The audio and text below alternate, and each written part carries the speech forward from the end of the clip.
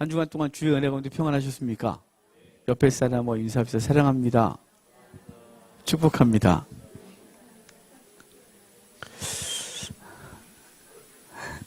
제목이 있습니다. 제목 같이 읽겠습니다. 영광이 그에게. 아멘. 우리는 이제 갈라디아서 세 번째 보고 있거든요.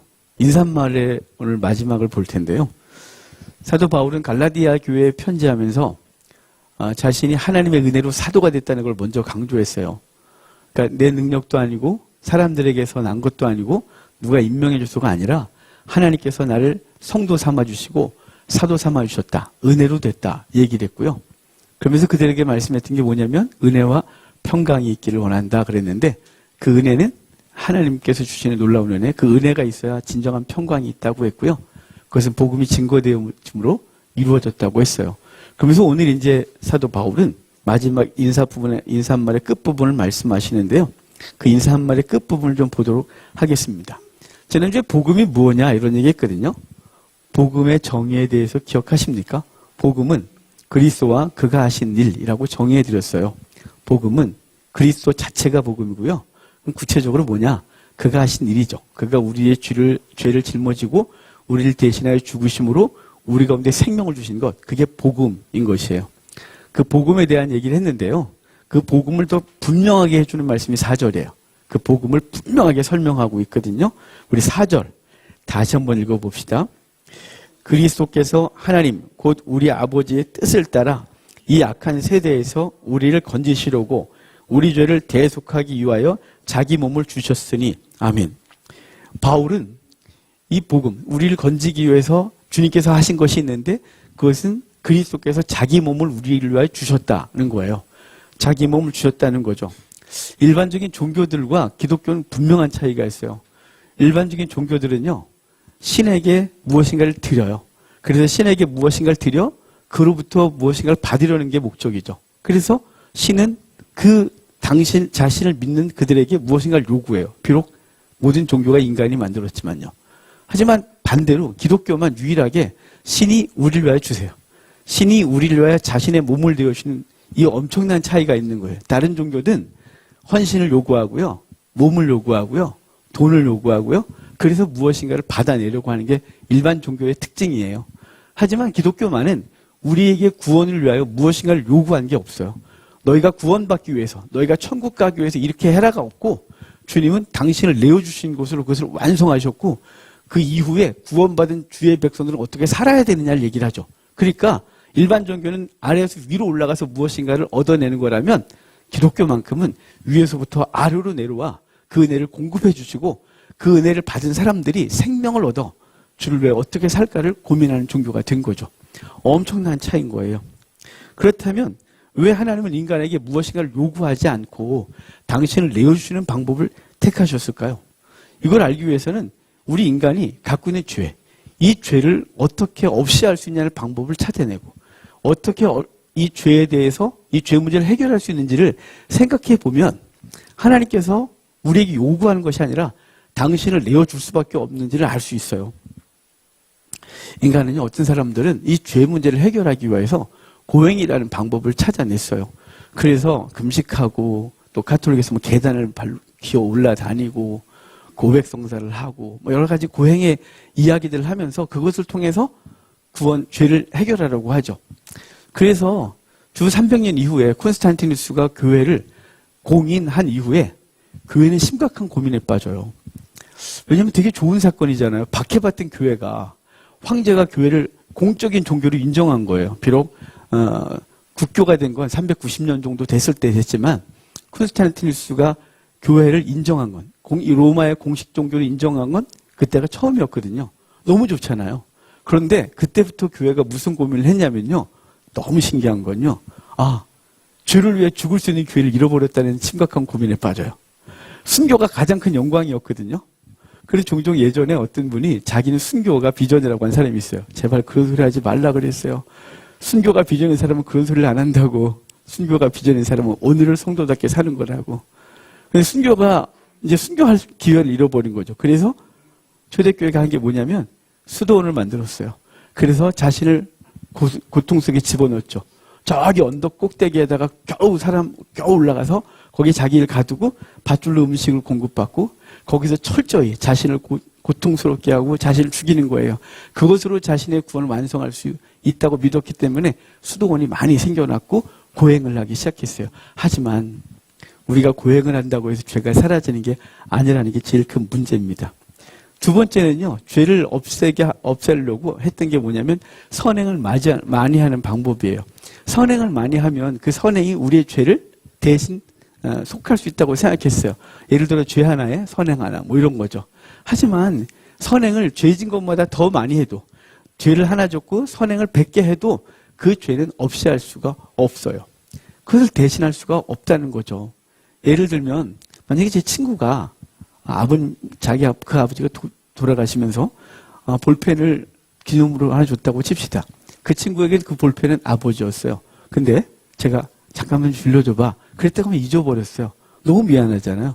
그럼 제가 그 볼펜을 100개를 사주면 대신할 수 있는 걸까요? 더 비싼 거 억만 개를 사준다고 그걸 대신할 수 있을까요? 죄의 싹은 사망 그것밖에는 대신 갚을 방법이 없어요. 죄는 그 어떤 것으로 속할 수가 없다는 거죠. 그러니까 우리의 죄를 해결할 수 있는 방법은 우리가 하나님 앞에 무엇을 드려서 되는 게 아니라 인간은 할 수 없기 때문에 하나님이 당신을 내어주시는 방법으로만 그것으로만 우리를 구원하시는 방법을 선택했다는 것이죠. 죄는요 정말 심각하고 강력해요. 그래서 죄가 얼마나 심각하고 자신의 죄성이 얼마나 강력한지를 알아야 그것을 내가 정복할 수 있는지 없는지를 알 수 있어요. 자신의 한계를 절실히 느껴야 하는 거죠. 우리는 죄를 이길 능력이 없다는 게 큰 문제죠. 여러분 근데 우리는 종종 죄를 크기를 나누거든요. 그래야 우리가 평안해져요. 우리 스스로가. 왜냐하면 죄를 크기를 나눠놔야 큰 죄는 내가 안 지면 난 그래도 의인이라고 생각하거든요. 뭐 살인, 간음, 도둑질, 뭐 등등등. 이런 것들은 너무 큰 죄라서 이런 거는 안 줘야 된다고 생각을 하는 거죠. 근데 우리가 일반적으로 그렇게 죄 짓는 사람은 별로 없어요. 살인하는 사람 있으세요? 그 다음 걸 얘기하는 게 이상하네. 없죠. 여러분 우리 다 경건해요. 그래서 우리는 나름 나는 의인이다라고 생각하거든요. 그런데 정말 죄는 크기가 나누어지지 않는다 그랬죠. 그냥 죄는 딱 하나예요. 딱 하나. 그러니까 한 가지예요. 그러니까 크든 작든 구별이 안 돼요.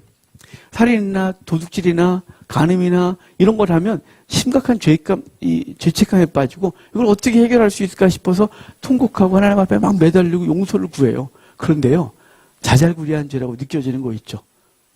우리 산상수훈에 주님께서 너희 의가 바리새인보다 낫지 아니하면 하나님 나라 갈 수 없다고 해놓으시고 그럼 바리새인보다 나은 게 뭐냐라고 하는 구체적인 설명을 하실 때 형제를 향하여 라가라 하는 자를 이미 형벌을 받은 거예요. 이미 살인한 거래요.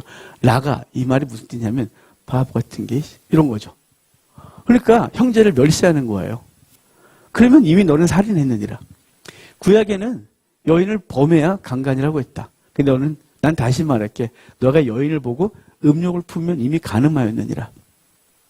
근데 우리는 그런 것들에 대해서 그렇게 심각해 느끼지 않아요. 아니 지나가다가 누굴랑 이것을 이거 큰일 났다 이렇게 생각해 보신 적이 있으세요? 인간 왜 저러고 살아? 라고 하는 것을 내가 큰일 났다 싶어서 통곡하고 자복하고 어쩔 줄 모르는 경험이 있으세요? 그냥 그 정도는 뉘우침으로 끝날 수 있을 것 같기도 해요. 그냥 하나님 앞에 잘못했습니다. 또 내가 이랬네요. 이 정도로 해결할 수 있을 것 같은 그 가벼운 마음이 있어요.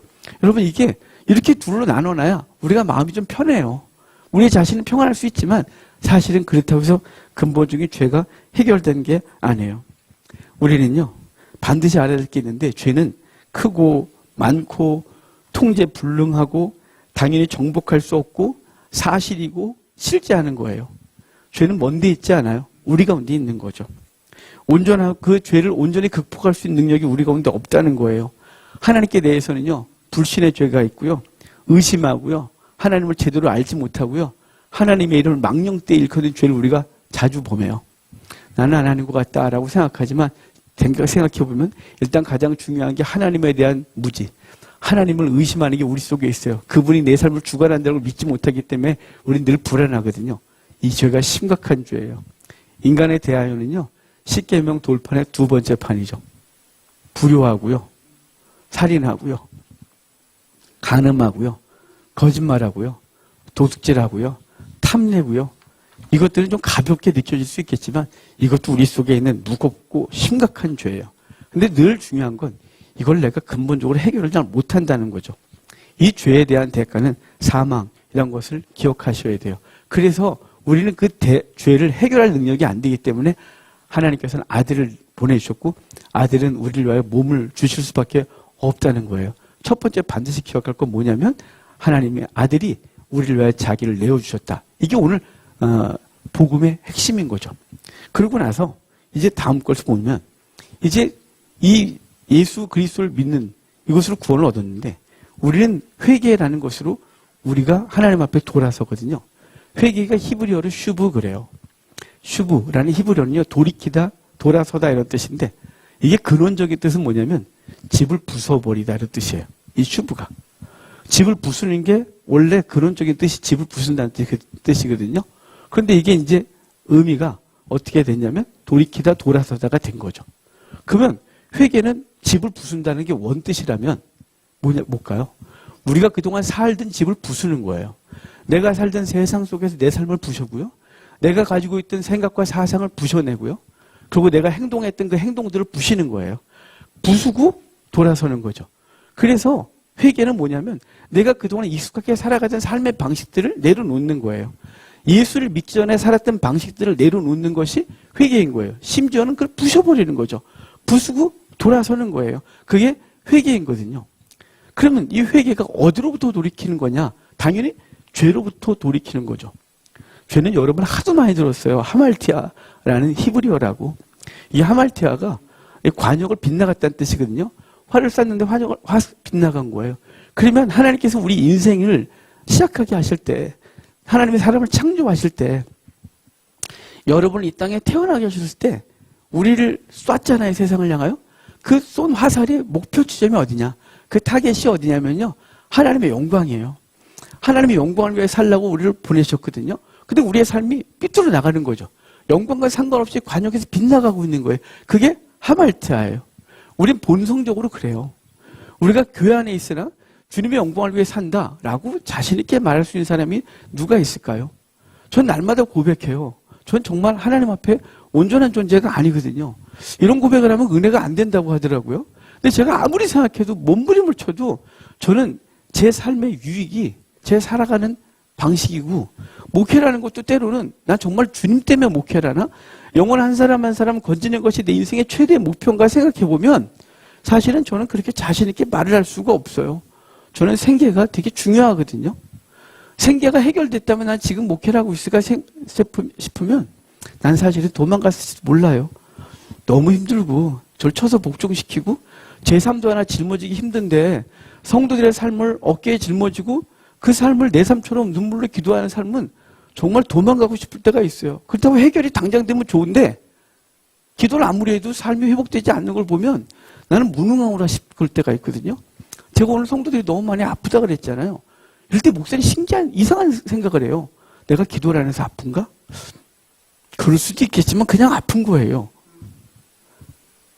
그렇다고 해주셔야 되는데 여러분, 목사는요, 성도가 무슨 문제가 생기면 내가 뭘 기도를 안 해서 그런 것 같고 내가 하나님 앞에 잘못 써서 내게 맡겨진 양떼가 아픈 것 같고 문제가 생긴 것 같아서, 그래서 그 히브리서 저자는 맨 마지막에 히브리서 끝에 너희를 맡은 그 지도자들, 목회자들이 그 염려와 근심 중에 하지 않도록 하래요. 왜냐하면 그들은 이들이 문제가 생기면 지가 잘못한 줄 알고 지 문제라고 알고 있대요. 그러니까 이게 너무 무거워서 도망가고 싶을 때가 있거든요. 근데 대부분 객관적으로는 제가 주님 앞에 나름대로 충실하게 한다고 하기 때문에 사람들은 저를 훌륭한 목사라고 생각할 수도 있어요. 하지만 하나님 앞에서 저는 절대로 그렇게 말을 할 수가 없어요. 왜냐면 우리는요, 우리의 관역이 하나님의 영광이라는 관역을 나가야 되는데 우리는 그런 것 같은데 거짓말을 하는 화살처럼, 속이는 화살처럼 관역을 오는 것 같다가 살짝 빗나가요. 거기서 돌이켜 하나님이 원하시는 자리로 오는 것, 그게 회개인 거예요. 근데 여러분, 늘 말하지만 이 회개가 우리 속에서 완전히 이루어지질 않아요. 왜냐면요, 우리의 의지가 그렇게 훌륭하지 않거든요. 여러분과 제가 결단을 해도 그 결단력이 하루를 갈까요? 뭐 작심삼일이라는 말도 있잖아요. 죄에 대해서는요. 탐욕에 대해서는요. 세상에서 취하고 싶은 영광에 대해서는 어떠십니까? 여러분, 우리 가족들, 형제들과 관계가 깨어졌을 때 그것을 회복하라고 하나님 말씀하셔서 여기서 예배 때 아멘하고 돌아갔지만 집에 가서 그 왼수 같은 얼굴을 보는 순간 확 정 떨어지고 이런 거 우리의 모습 아니에요? 이런 모든 것들이 우리로 하여금 우리 의지가 얼마나 나약한지를 알게 하는 것이에요. 그래서 주님은 이렇게 말씀하셨잖아요. 그 겟세마네 동산에서 기도하실 때 제자들이 자고 있는 모습을 보고 이렇게 말씀하셨어요. 너희가 마음으로는 원인데 육신이 약하여 할 수가 없구나.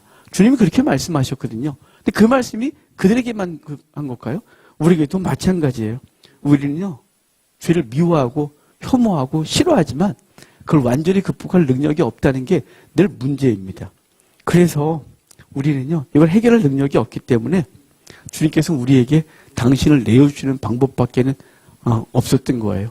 아담이 범죄하고 그 이후에 계속해서 율법을 줬지만 주님은 그 백성이 한 번도 그 율법을 지키지 못했다는 걸 잘 안 거죠. 그래서 아담의 범죄 이후에 4,000년, 그리고 모세를 선택하고 2,000년, 율법을 주시고 1,400년, 다윗을 통해서 그 백성들을 계속해서 다듬으시고 하나님을 경외하는 사람이 어떤 존재를 알게 하시는 그 가르침이 있고도 1,000년. 해결 안 된 인생을 위하여 아버지는 아들을 보냈고 아들은 우리에게 오셔서 죽으신 거예요. 고행이나 선행을 해서는 죄가 해결되지 않아요. 예수님께서 우리에게 당신을 내어주심으로 된 것이죠. 그래서 구약에서 회개를 어떻게 했냐면요. 회개 기도에서 회개한 게 아니에요. 회개 기도를 일일이 해야 회개 용서받는 게 아니에요. 당연히 회개 기도 해야죠. 돌이켜야죠. 근데 구약에서 그림자로 보여준 사건이 있어요. 그것은 뭐냐면 제사제도죠. 번제, 소제, 화목제, 이건 자원제라 그랬잖아요. 속죄제, 속건제는 반드시 해야 되는 거예요. 이거는 해결 안 하면, 이걸 안 하면 하나님과 관계가 깨진 상태에서 계속 가는 거거든요. 그 관계를 회복하려면 속죄제, 속건제를 드려야 돼요. 근데 두 개가 다 동일하게 오가는 게 뭐냐면 제물의 희생이에요. 제물이 죽음으로 그 제물을 드린 사람이 하나님과 관계가 회복되는 거죠.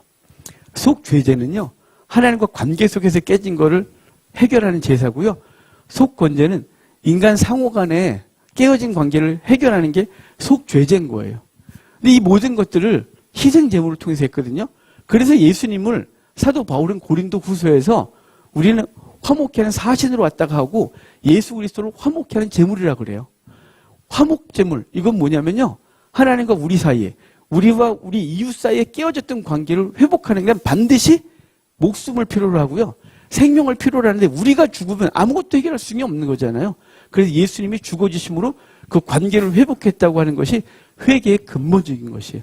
회개는 내가 깨닫고 돌이키고 이런 것을 요구하긴 하지만 내가 해결할 수 있는 게 없다는 거죠. 그래서 주님께서 우리에게 그 회개를 완성하기 위하여 주님이 우리에게 오신 거예요. 오늘 본문에 보면요, 우리라는 대명사가 있어요. 그렇죠? 여기 4절 중반에 보면 우리 죄를 대속하기 위하여 그래요. 근데 3절에서도 있었거든요. 우리 하나님 아버지와 되어 있잖아요. 우리라는 대명사가 있어요. 여기요, 그리스도께서 자기를 내어주시는, 자기 몸을 내어주신 그 대상이 누구냐면 우리예요. 그걸 뭘 대단하다고 자꾸 말하냐. 예, 여기 우리라는 울타리 안에 누가 들어왔는지가 중요하죠. 우리라는 울타리에 누가 포함된지를 생각하면 이 은혜가 얼마나 큰지 알아요. 우리라고 하는 말을 이제 신학적으로 성경적으로 보면 이렇게 돼 있죠.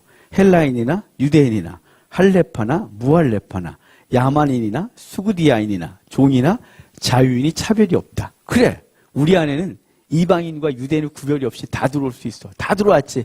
예, 여기까지는 좋은데요. 이걸 내 삶으로 쑥 갖고 들어와서 내 삶의 영역으로 갖고 와서 우리라는 것을 생각해 보는 순간 우리는 묘한 느낌이 있어요. 자, 우리가 생각하는 우리를 볼까요? 예수님께서 누가복음에서 이제 바리새인이 와서 우리의 이웃이 누구입니까? 라고 물었을 때 주님의 비유 기억하시죠? 선한 사마리아인의 비유. 누가 너희의 이웃이냐? 그랬더니 선을 행한 자이다. 너희도 가서 그렇게 해라 그랬어요. 자, 거기서 유대인들이 생각했던 선한 자기 이웃, 자기 울타리 안에 둔 우리 이웃은 누구냐면 제사장 레위인이에요. 나름 경건하게 산다고 생각했고 율법을 지켜 사는 사람이라고 생각했죠. 사마리아인은 이웃이 아닌 거예요. 그래서 울타리 바깥으로 내놨었는데 도리어 주님이 그 바깥에 있는 사람을 끄집어 당겨서 그가 너를 이웃으로 여겨. 강도 만든 자를 이웃으로 여겨. 그러니까 너도 그를 이웃으로 여겨야 돼. 라고 하고 있는 거거든요. 자, 그러면 내가 생각하는 우리가 생각하는 우리의 울타리 안에 누가 들어온지 그냥 대충 생각해 보면 하나님 앞에 평생을 경건하게 사신 장로님. 할렐루야. 눈물로 기도하며 교회 문제 갖고 기도하고 성도들 위해 눈물로 기도하는 권사님. 당연하죠. 삶의 본이 되고 말씀대로 사는 그리고 설교를 잘하는 목사님. 당연하죠. 재물과 삶을 하나님 앞에 온전히 드리는 집사님. 당연하죠. 그들이 울타리 안에 있는 건 조금도 거북하지 않아요. 그런데 이제 이런 사람이 우리 안에 있다고 생각하면 좀 불편해질 수 있어요. 여전히 죄 가운데 있고 죄 문제를 해결하지 못한 성도님. 교회만 자꾸 분란을 일으키고 문제를 일으키는 그 사람. 우리가 하나님 앞에 예배하고 집중해야 되는데 우리의 예배를 방해하는 어떤 사람. 뭐 이렇게 자꾸 되면 점점 우리라는 울타리가 불편해지기 시작해요. 그래서 우리는 우리 속에서 우리 울타리를 정해놓고 그 울타리에 들어올 사람들을 마음으로 정하고 너는 울타리 안에 들어올 수 없다고 생각하고 밀어내기 시작하죠. 여기까지는 괜찮아요. 왜냐하면요. 당연할 수 있는 건 성도는 열매가 따라야 되는데 그 열매는 거룩한 삶이거든요. 그러니까 객관적으로도 저 사람은 우리의 울타리 안에 들어올 수 없는 사람이야 라고 말할 수 있어요. 저라고 없겠어요? 저도 제 평생 목회하면서 단 한 사람, 저 사람은 하나님의 사람이 아니야 라고 밀어낸 사람이 있어요. 천국 가서 그 사람을 뵈면 당황스럽겠지만 하여간 제 마음속에서는 영원히 밀어내고 당신은 성도가 아닙니다 라고 밀어낸 사람이 딱 한 사람이 있어요. 그런데요. 여기까지는 괜찮아요. 왜냐하면 그건 제3자잖아요. 내가 그렇게 생각한다고 해서 그가 울타리 바깥으로 가는 것도 아니고요. 주님께서 울타리를 만드시고 그를 부르신 그분이 그를 내쫓지 않기 때문에 그건 문제가 아니에요. 중요한 건 뭐냐면요. 여러분 자신이 스스로를 울타리 밖으로 몰아낼 때가 있다는 거예요. 여러분 스스로를 울타리 밖으로 몰아낸다는 게 뭐냐면요. 자신이 좀 자신의 기준이 있잖아요. 난 이렇게 살아야 돼. 이렇게 사는 게 성도다운 거예요. 저도 그게 철저해요. 그게 무너지면요. 제 자신이 혐오스럽고 너무 불편해져요. 어떻게 이런 인간이 목사일까 싶어서 막 괴롭고 어쩔 줄 모르겠어요. 그러면 그럴 때 우리가 하는 게 뭐냐면요. 제 자신 스스로를 울타리 밖으로 빼내요. 그래서 그 울타리 안으로 들어가지 못하는 거죠. 머뭇거리고 주저앉아서 은혜에서 멀어지는 어리석은 짓을 하고 있는 거예요. 여러분 그럴 때 사단의 참소가 들리는 거거든요. 너 같은 게 무슨 이라고요. 그럴 때 그 소리를 듣지 마셔야 돼요. 아니야. 주님은 나 같은 곳으로 해서 돌아가시고 죽으신 거야. 주님이 하신 말씀 기억하셔야 돼요. 주님이 이렇게 말씀하시거든요. 그 마태를 부르시고 마태의 집에서 잔치하셨잖아요. 그럼 마태가 세리예요. 당시 세리는 죄인 중에 괴수잖아요. 그래서 주님께서 세리를 부르시고 너희 집에 가자 그래서 잔치하시거든요. 그러니까 세리가 부른 사람 기억하십니까? 동네 세리 다. 동네 죄인 다. 그리고 제자들과 함께 앉은 예수님. 얼마나 어색했겠어요. 그걸 지켜보던 바리새인과 세리 요한의 제들이 비아냥거리거든요. 주님께서 그들 향하여 이렇게 말씀하셨어요. 건강한 자에게는 의사가 쓸데없고 병든 자에게야 쓸데있느니라. 너희는 가서 내가 긍휼을 원하고 제사를 원하지 아니하노라 하신 뜻이 무엇인지 배우라. 나는 의인을 부르러 온 것이 아니요 죄인을 부르러 왔다. 여러분 주님께서는 저와 여러분 같은 죄인 그리고 환자를 부르러 오신 것입니다.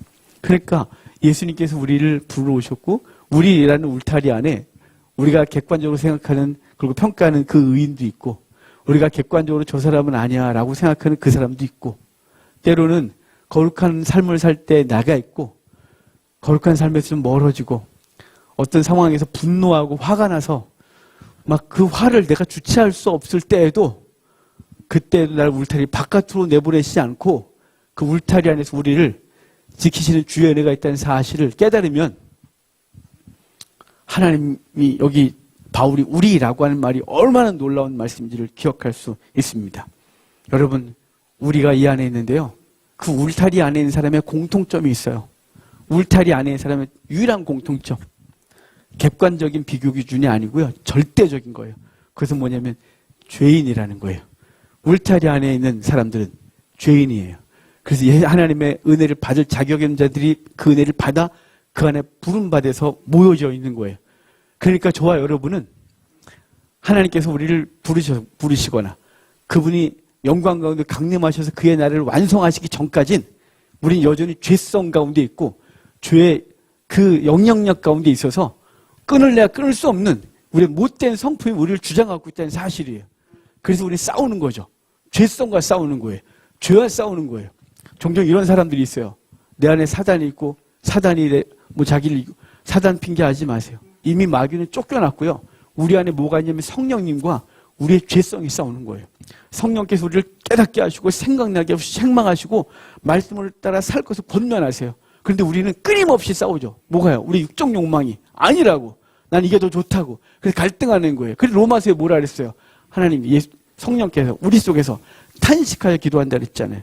여러분, 이 공통점, 저 여러분이 죄인이라는 사실이에요. 이것을 잊어버리면 우리는 두 가지 오류를 범해요. 하나는 공로주의, 하나는 방종이요. 구원받았으니 막 살아도 된다고 하는 방종에 빠지기도 하고요. 때로는 나는 구원받았고 나는 의인이야 라는 죄인이야 라는 생각을 하면 공로주의에 빠져서 천국에서 상급을 얘기하는 자가 되는 거죠. 자, 다음 걸 볼까요? 이렇게 말씀하세요. 건지시려고. 자, 주님께서 아들을 내어주신 것은요, 우리를 건지시기 위함이래요. 그래서 거기 그랬잖아요. 이 악한 세대에서 우리를 건지시려고가 목적인 것이에요. 여기 건지신다 그래요. 이게 엑사이레오라는 건데요.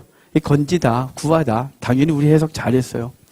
킹제임스 버전은요, 이거를 딜리버라고 번역했고요. NIV는요, 레스큐라고 번역했어요. 레스큐야 뭐 구조라고 하는 뜻으로 잘 알려진 단어인데, 딜리버는요, 뭐 배달하다 이것도 있지만 의미 중에 여러 가지 중에 하나가 구조하다, 구원하다는 뜻도 있어요. 그래서 킹제임스나 NIV는 다 구원. 우리를 어딘가에서 건져내는 거예요. 어딘가에서 구조한 것이에요. 그러니까 우리를 어딘가에서 구조하기 위하여 당신의 몸을 내어주셨다 이렇게 말하는 거죠. 그런데요. 그럼 어디로부터 구조하신 걸까요? 사망에서 구조하여 생명으로 옮긴 거죠. 우리가 마귀를 아버지라고 부르는 사람에서 하나님을 아버지라고 부르는 존재로 옮겨준 거죠. 사단의 영역에서 살던 우리들을 하나님의 영역으로 옮겨주신 거예요. 그래서 구원해 내신 거예요. 그래서 우리가 영혼의 구원뿐만 아니라 모두 바뀐 거냐? 우리의 삶의 자리가 바뀌고 목표가 바뀐 것이에요. 그래서 골로새서에서는 이렇게 말해요. 그가 우리를 흑암의 권세에서 건져내사 그 사랑의 아들의 나라로 옮기셨다. 이렇게요. 흑암의 권세에서 아들의 나라로 옮기셨다 그래요. 로마서에서는요. 이렇게 말씀하죠. 너희는 다시 무서워하는 종의 영을 받지 아니하고 양자의 영을 받았으므로 우리가 아빠, 아버지라 부르게 됐다. 아빠, 아버지라 부르는 사람이 된 거죠. 로마서 8장, 요한복음 8장 44절에서는 우리 아비가 마귀라고 했거든요. 근데 이제는 거기서 건져내서 우리 아버지가 하나님이라고 부르게 됐다는 거예요. 모든 사람이 양자의 영을 받아. 그럼 아빠, 아버지라 부르겠다 이 말이 여러 번 나오죠. 성경에. 아빠, 아버지는 친밀한 아빠 그리고 좀 권위 있는 아버지가 아니에요. 아버지는 헬라어 파테르. 그래서 헬라 사람들도 하나님을 아버지라 부르게 했다. 아빠는요. 아람어예요. 그냥 아람어 ABVA예요. 아람어에서 아빠를 아빠라고 불러요. 우리 아빠 아니에요. 우리말의 아빠가 아니고 아람어 아빠예요. 아람어는 메소포타미아를 중심으로 해서 그 사람들이 하나님을 부를 때 아빠라고 불렀고요. 헬라 사람들을 하나님을 파테르, 아버지를 파테르라고 불렀어요. 그러니까 원어대로 하면 그래요. 우리가 양자의 영을 받아 하나님을 파테르, 아빠라 부르게 했느니라. 그러니까 모든 사람들, 이방인이든 유대인들은 구별이 없이 하나님을 아버지라 부르게 했느니라. 그러니까 우리의 영역이 사단에서 하나님으로, 사단의 자녀에서 하나님의 자녀로, 사망에서 생명으로, 죄 짓던 자리에서 의를 행하는 자리로, 죄를 즐거워하던 자리에서 죄를 혐오하는 자리로 옮김받은 것, 그것을 구조했다, 건져냈다 이렇게 말씀하고 있는 것이에요. 그래서 우리를 약한 세대에서 부르셨다 그러잖아요. 이 약한 세대, 이 세대가 다른 성경에서는 세상이라고 번역했어요. 원래 아이온이라는 단어인데요. 이게 과거, 현재, 미래 다 포함한 단어예요. 되게 큰 단어죠. 그래서 영원하다, 영구하다 이렇게 번역되는 단어인데요. 그러니까 주님께서 우리를 이 영원한 이 세상에서 우리를 건져내셨다 그러는데요.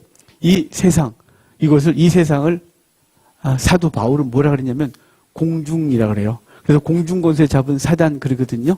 세상을 공중이라고 표현했어요. 근데 그 공중은 반드시 심판받아요.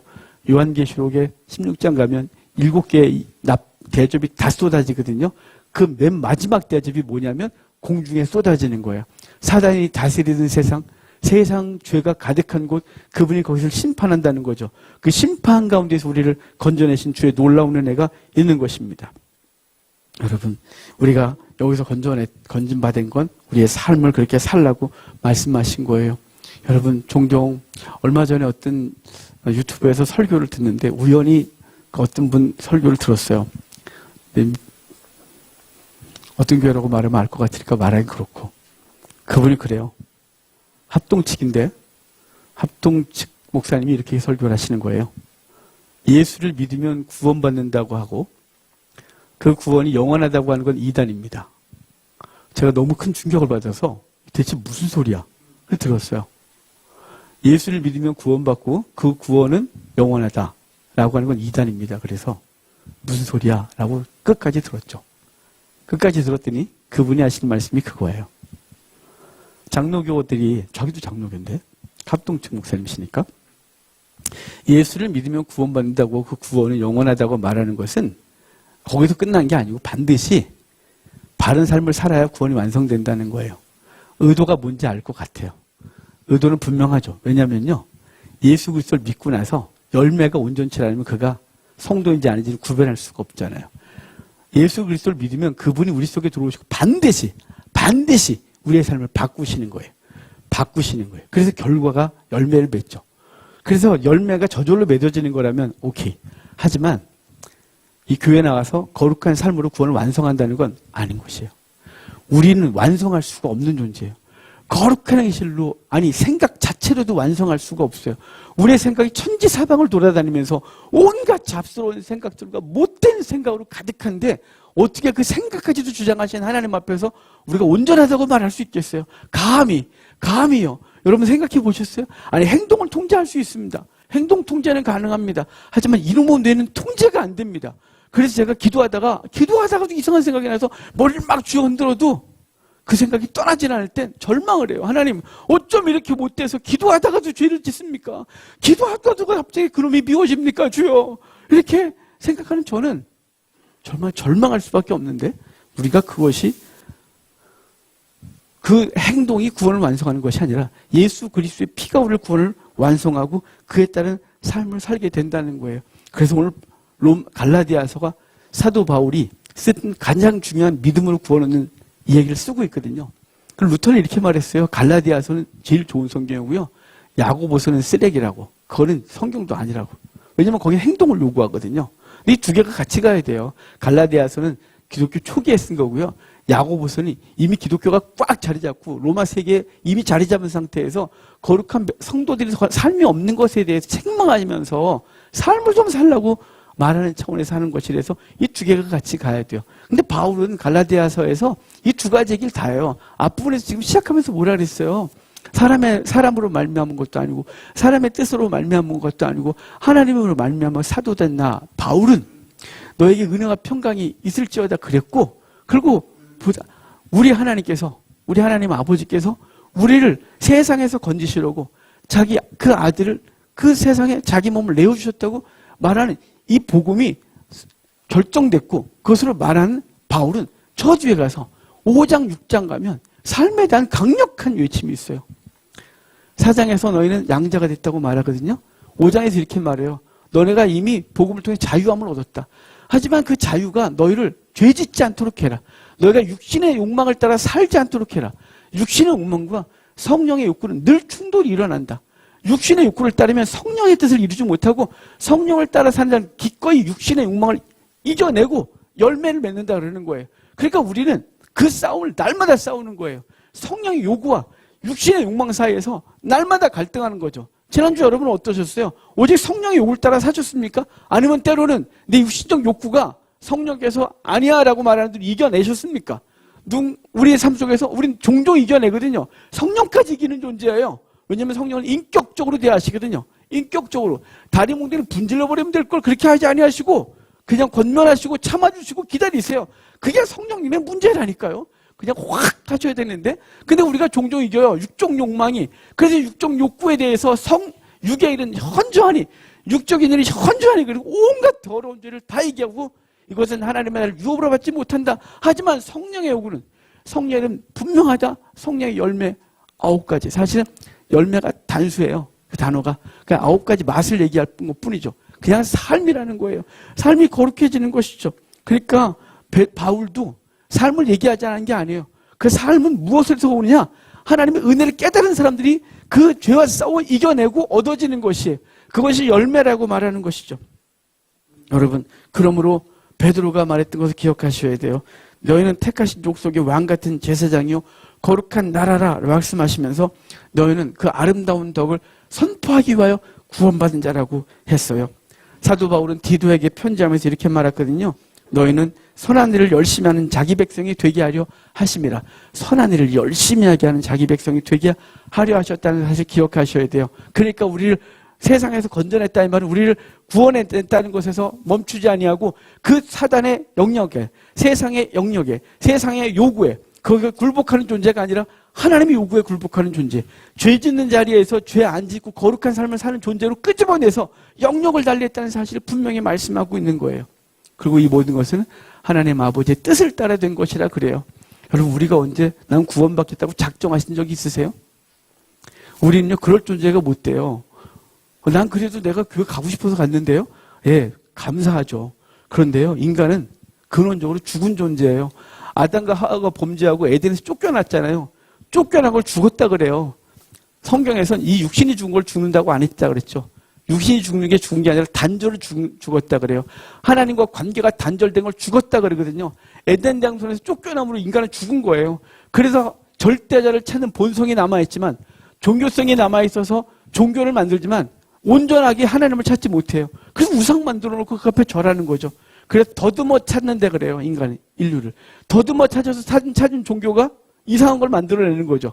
알 수 없는 신에게라는 것까지 만들어내고 그 앞에서 두려워 떨고 있는 게 인간이란 말이에요. 그래서 더듬어 찾는 그들을 안타까 여긴 하나님이 계시하셔요. 자기를 열어 보이신 거죠.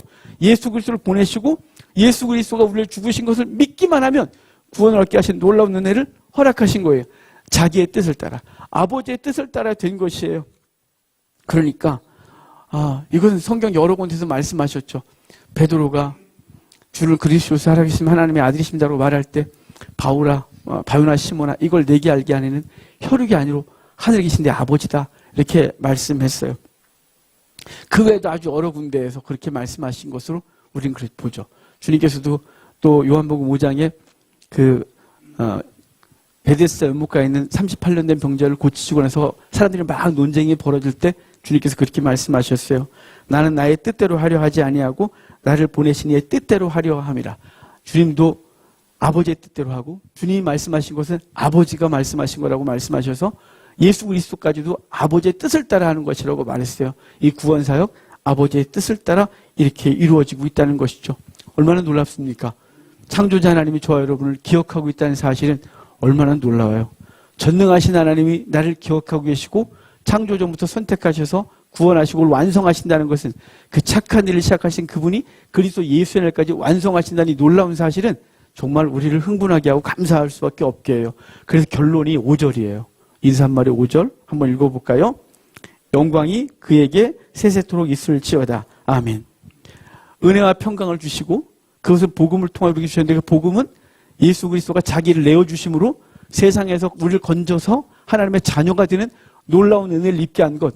그 놀라운 은혜 때문에 우리가 해야 될 게 뭐냐면 하나님께 영광을 돌려드리는 것이죠. 오늘 본문에 영광이라고 되어 있어요. 그죠? 영광이 그에게 세세토록 있을지어다 그러는데 원문에는 정관사 해, 영어로 더가 붙어 있어요. 그래서 그 영광이 그에게 세세토록 있을지어다 굳이 번역하면 그렇게 될 수 있는데요. 뭘 강조하냐면 영광이에요. 그 영광은 대체 뭘까요? 그 영광은 4절까지 있었던 거죠.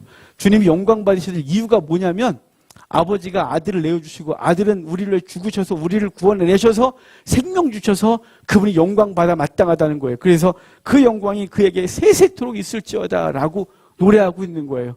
성경 전체의 결론인 요한계시록에서 보좌에 앉으시니와 어린 양께 영광 찬송을 돌려드려요. 요한계시록 19장에서 할렐루야 찬양을 4번이나 불러드려요. 작은 성경이라고 일컫는 구약성경 이사야서는 그 끝부분에 60장부터 끝에까지 영광, 영광, 영광만 찬송해요. 시편이 150편까지 있잖아요. 후반부에 가면 다 영광 찬송시로 끝나요.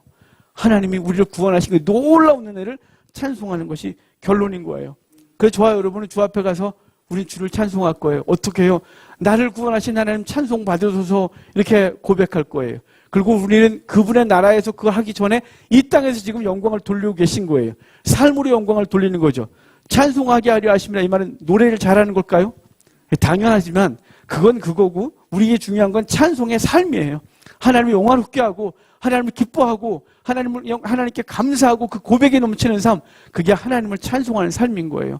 여러분 이제 돌아가서 일주일 동안 세상에 살면서 세상까지 영향을 받으시겠죠. 저도 마찬가지예요. 세상의 가치관이 흔들리고 세상이 혼란스럽고 복잡해서 우리의 평강도 깨지고 분노가 일어나고 답답하고 안타깝고 그리고 우리 속에는 죄성과 미움이 막 일어나고 그리고 우리의 관계 속에서 우리의 삶에서 어려운 문제를 닥치면 또 세상을 은근히 타협하고 이런 못된 모습이 우리 속에 드러날 거예요. 그럴 때마다 우리가 선택해야 될 것이 무엇인지를 기억하셔야 돼요. 나를 구원하신 그분, 내가 그분을 영화롭게 하고 그분을 기쁘게 하는 것이 나의 목적이라는 걸 알아야 되죠. 소유로문자 일문일답에 인생의 제일 되는 목적이 뭐냐라고 말했던 걸 기억하시죠. 하나님을 영화롭게 하고 영원토록 그를 즐거워하는 것이다 이렇게 말해요. 하나님을 영원롭게 하고 영원토록 그분의 은혜를 기뻐하고 그분의 은혜 가운데 있고 그분을 영화롭게 하는 것, 그것이 인생의 제일 큰 목적, 그게 관용을 향하여 날려 모으신 하나님의 목적인 줄 알고 우리 삶 가운데 그 삶을 살아내는 귀한 은혜가 있기를 바랍니다. 오늘도 세상과 싸워 이기십시오. 지금 다음 주 한 주간 동안 우리 성도의 삶을 세상에 싸울 텐데 사단이 우리를 이기지 못하도록 우리가 능히 죄를 극복할 힘은 없으나 성령의 도움으로 능히 이겨내고 성도다움으로 착한 일을 통하여 그리스도를 드러내시려고 하는 하나님의 목적을 이루는 우리가 되기를 주의 이름으로 축복합니다. 우리 성찬합시다. 찬송가 263장 찬양 드리겠습니다.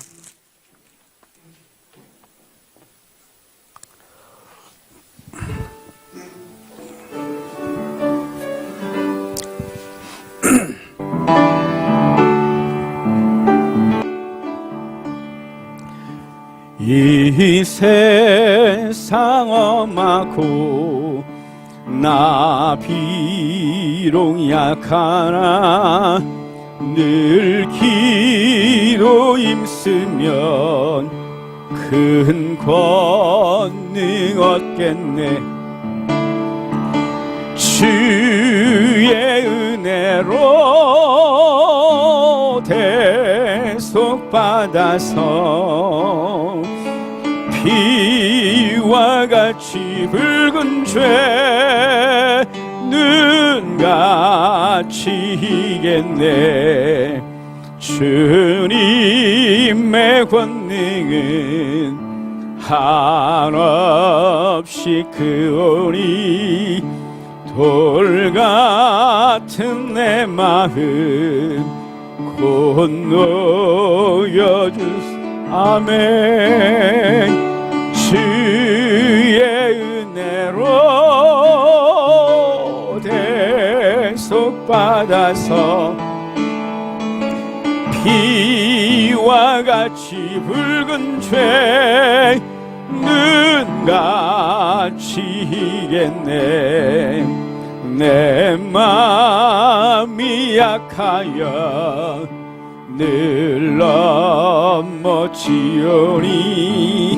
주 예수 임주사 구세계 주의 은혜로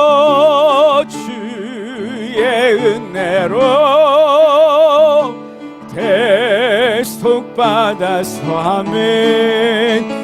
피와 같이 붉은 죄는 같이 이겠네.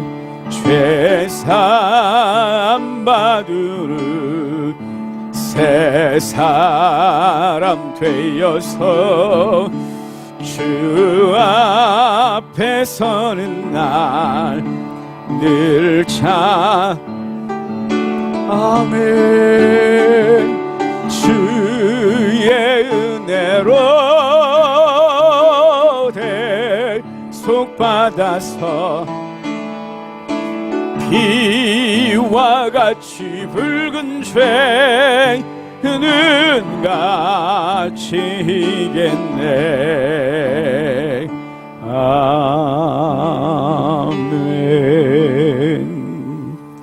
하나님의 말씀 같이 보겠습니다. 이사야서 40장입니다. 이사야서 40장 1절 2절 말씀입니다. 이사야서 40장 1절 2절 제가 읽어드리겠습니다. 너희의 하나님이 이르시되 너희는 위로하라. 내 백성을 위로하라. 너희는 예루살렘의 마음에 닿도록 말하며 그것에게 외치라. 그 노역의 때가 끝났고 그 죄악의 사함을 받았느니라. 그의 모든 죄로 말미암아 여호와의 손에서 벌을 배나 받았느니라 할지니라 하시니라. 아멘. 이사야서 40장은요, 이사야가 살아있을 때 예언했던 말의 성취예요.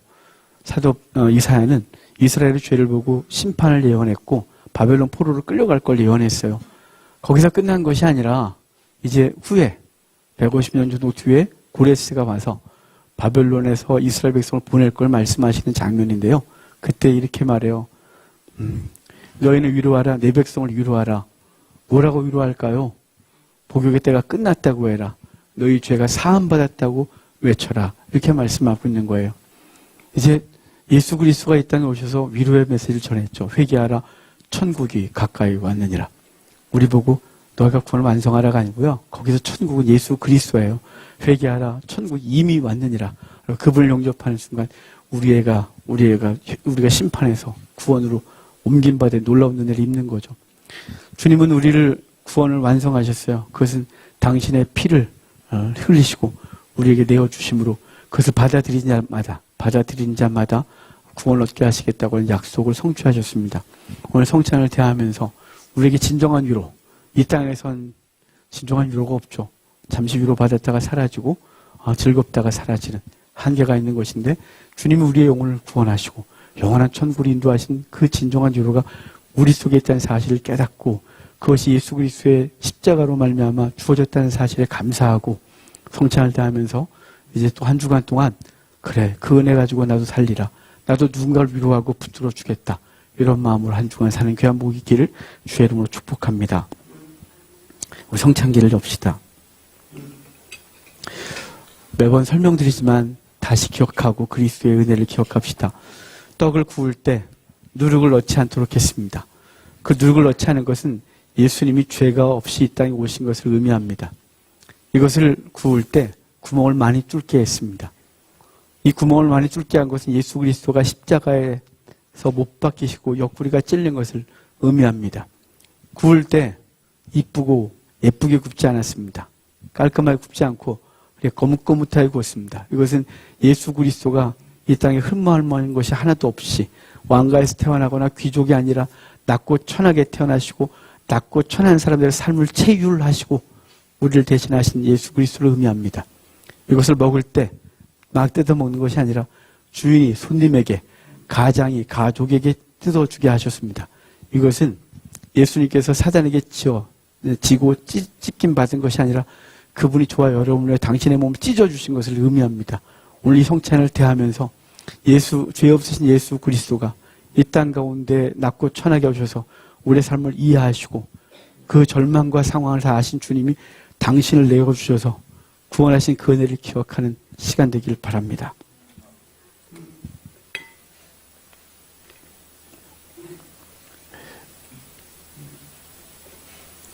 우리 떡을 하나씩 듭시다. 그리고 잠시 기도합시다. 주님, 나를 위해 당신의 몸을 내어주신 것 감사합니다. 그 내어주셔서 우리를 건지셨는데 그것이 목적이었는데 우리 여전히 그 안에 있을 때가 있습니다. 죄 가운데 머물고 탐욕 가운데 머물고 종교적인 행위 조금 한 것으로 그것을 감추고 있는 우리를 불쌍히 여기시고 하나님 온전히 주님처럼 우리 자신을 내어주려 주님께서 원하시는 거룩한 삶을 사는 자가 되게 해달라고 그것을 율법을 지키기 위해서나 벌 안 받고 천국 가기 위해서가 아니라 주님의 사랑 때문에 기꺼이 내 육체를 내어드리는 삶이 되게 하소서라고 잠깐 기도하겠습니다. 기도합시다. 하나님 감사합니다. 이제 주님께 안전에 우리에게 주셔서 주의 백성들이 예배하고 성찬을 드리게 하시면 감사합니다. 우리를 위하여 몸을 내어주신 예수님의 사랑을 기억합니다. 이 사랑 잊지 않게 하시고 하나님께만 영광을 돌리게 하시길 간절히 소원합니다. 하나님, 그 은혜 절대로 잊지 않겠습니다. 절대로 우리 삶 가운데서 우리의 몸이 내 것이라고 느끼고 착각하고 살지 않게 하겠습니다. 주님 도우셔서 내 몸이 내 것이 아니라 주의 것임을 기억하고 주님이 원하시는 삶을 위하여 기꺼이 내 육체를 드리게 하소서, 시간을 드리게 하소서, 열정을 드리게 하소서, 영혼을 살리는 데 힘을 다하게 하소서. 하나님 나를 붙들어주시기 도와여 주십시오. 하나님 감사합니다. 오늘도 이 성찬을 다하면서 예수님의 몸을 기억하게 하셔서 감사합니다. 당신의 몸을 내어주어 우리를 살리신 주여, 이제 우리에게 요구하시는 거룩한 삶을 살려고 합니다. 우리도 돌아가 우리의 육체를 주님이 원하시는 곳에 드리려고 합니다. 그래서 우리의 가정을 살려내고 직장을 살려내고 우리와 함께하고 있는 사람들을 살려내려고 합니다. 하나님, 우리의 부족하고 무능함을 아십니다. 이렇게 작정하고 돌아가지만 환경에 처하면 또 무너진 우리를 봅니다. 이번 주는 그러지 않도록 해주십시오. 기꺼이 우리의 육체를 주께서 기뻐하시는 삶을 위해 드리게 하시고, 그래서 우리의 주변을 살려내게 하소서. 당장 사는 것 같이 보이지 않아도 끊임없이 우리 자신을 죽여 우리의 삶의 영역을 살려내 하나님의 영광 받으시길 간절히 원합니다. 도움을 구하고 힘을 구하는 백성들에게 죽으리 허락하여 주십시오. 우리 자신을 드릴 힘 허락하여 주십시오. 감사합니다. 예수님의 이름으로 기도합니다. 아멘. 주님의 몸입니다.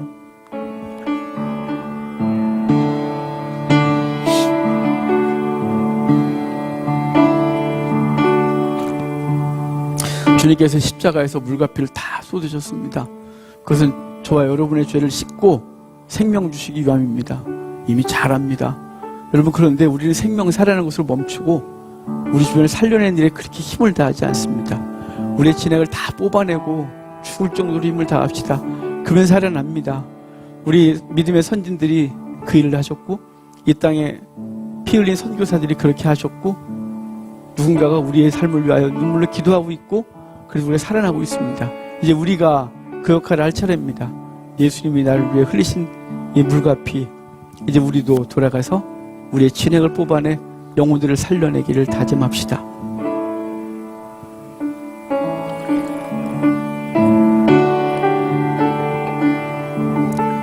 잔을 듭시다. 주님께 기도합시다. 주님, 주님께서 내게 흘려주신 이 놀라운 은혜, 그 생명, 그것 갖고 그냥 누리고 사는 것이 아니라 이제 나도 누구를 살려낼까를 고민하게 하고, 그리고 삶으로 돌아가 그 사람 살려내게 하소서.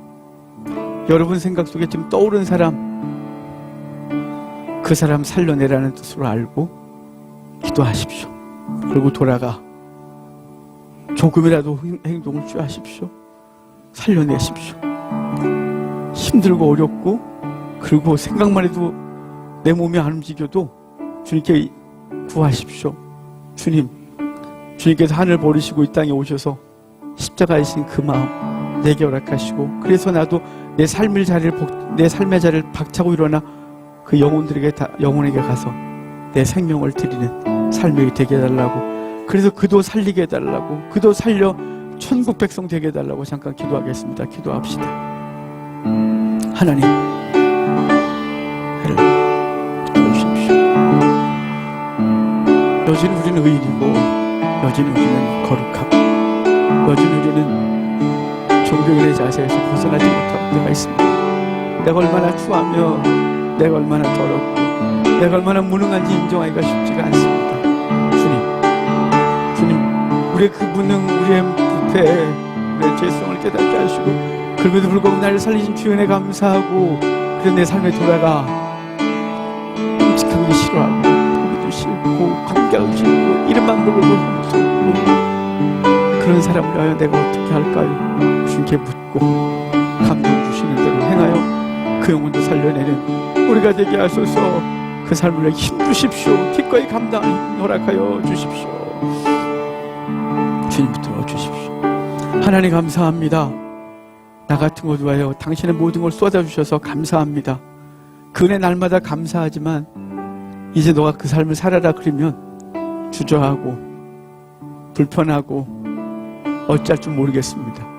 어차피 구원 얻은 것인데 뭘 그런 부담까지 지고 살까 이런 생각이 들기도 하지만 주님은 나 같은 것 위하여 하늘보다 버리시고 오셔서 십자가에서 다 쏟으셨는데 이제는 우리에게 그 영혼 살려내달라고, 너가 안 하면 누가 하겠냐고, 내 양을 먹여달라고 부탁하신 주의 음성이 늘 깃전을 때리게 하고 우리의 심령을 움직여 기꺼이 그 영혼에 다가가 우리의 모든 걸 쏟아부을수록 해주십시오.